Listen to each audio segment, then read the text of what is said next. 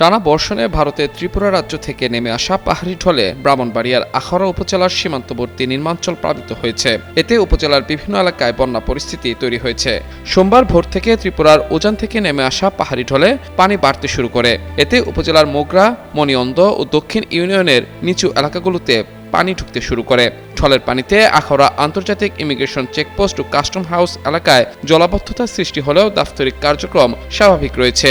এছাড়া আখাউড়া আগরতলা স্থলবন্দর সড়কে যান চলাচল ও আমদানি রফতানি বাণিজ্য কার্যক্রম স্বাভাবিক রয়েছে। তবে স্থলবন্দর এলাকার কয়েকটি C&F এজেন্টের অফিস, ব্যবসা প্রতিষ্ঠান, খাবারের হোটেল এবং সীমান্তবর্তী অনেক বাড়িঘর প্লাবিত হয়েছে।